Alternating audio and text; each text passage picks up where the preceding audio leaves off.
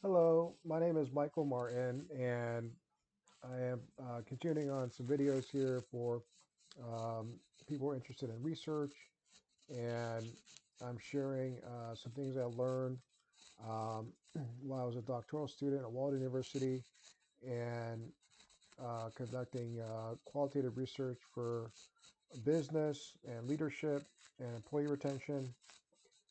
And one of the methods that I used in my paper, which is available on my channel. You can view videos on employee retention and other references I use in the research.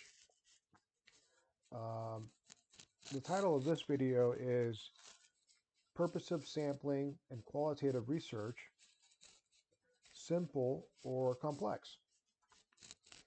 Today, I want to break down a research article that answers a seemingly simple question. Is purposive sampling and qualitative research simple or is it complex?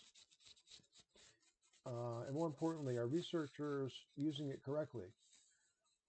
In this article published in the Journal of Research in Nursing by Campbell and colleagues tackles the exact issue. It's a methods-focused paper, not reporting new data, but clarifying how sampling decisions affect research rigor and trustworthiness. And if you're doing qualitative research, especially in nursing, healthcare, social sciences, or um, doctoral level work in business, this matters because your sampling strategy isn't just a technical detail, it's part of your argument. So let's start with the basics. What is purposive sampling? Purposive sampling is a non-random method where participants are selected intentionally because they're most likely to provide meaningful information related to the research question. It's not about statistical representation. It's about informational richness. You choose people on purpose, not because they're convenient, but because they fit the phenomenon you're studying. And that distinction is critical. The authors argue too often researchers default to convenience sampling, whoever is easy to access, and label it purposive without clearly explaining why they or why those participants actually serve the research aim. And that weakens rigor. The article frames sampling quality through the lens of trustworthiness. They use four classic qualitative criteria: credibility, transferability, dependability, and confirmability. Credibility asks, are the findings believable given the data?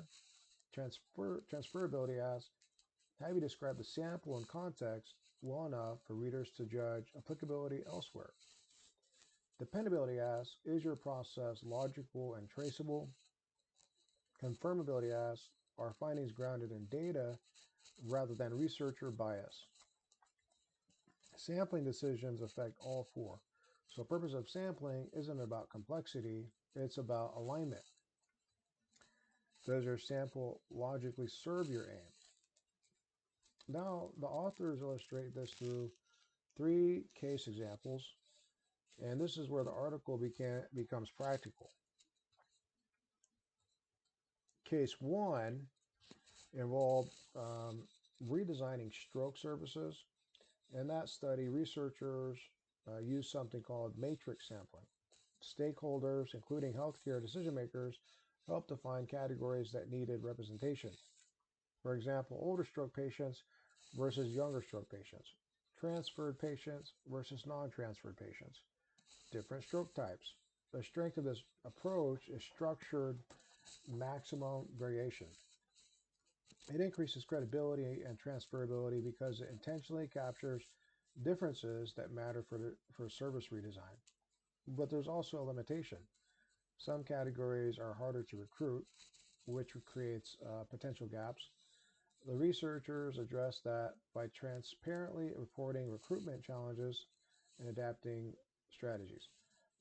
That transparency strengthens dependability. So here we see purposive sampling that is relatively complex, structured, multi-category, stakeholder informed.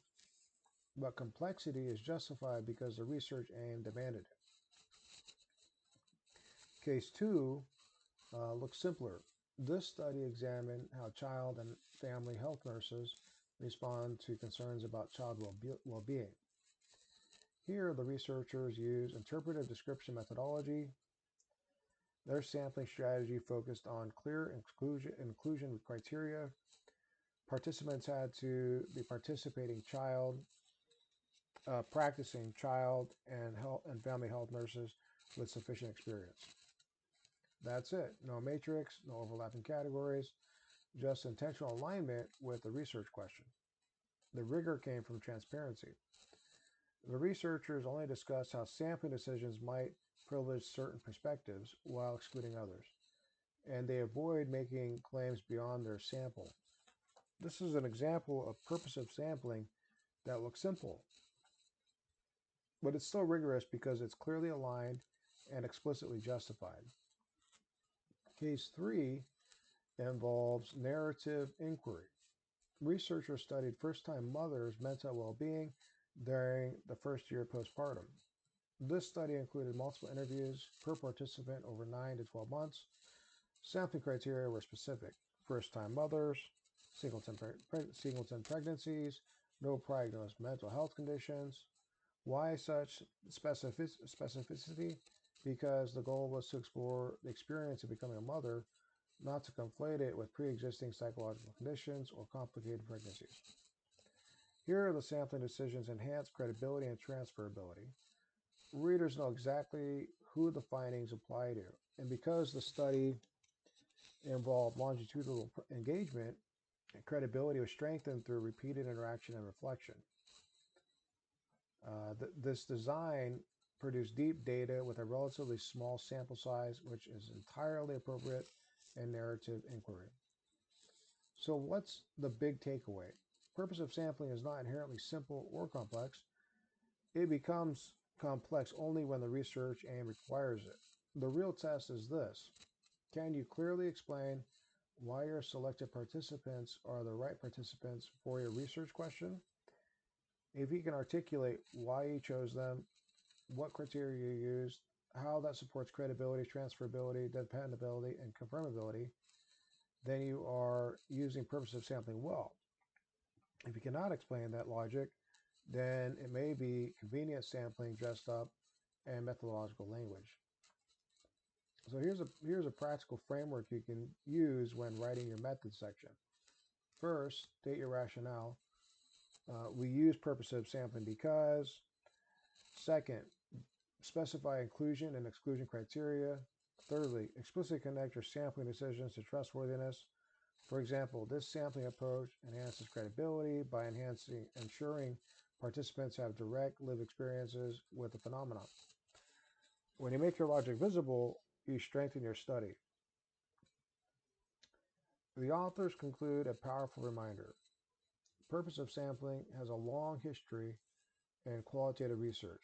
It's foundational, but its strength depends on intentionality and clarity, not complexity, not jargon, but alignment. If this breakdown helped you, like the video, subscribe for more research methodology insights. In the description below here, I will share a reference to the journal article if you are interested in further study. Thank you.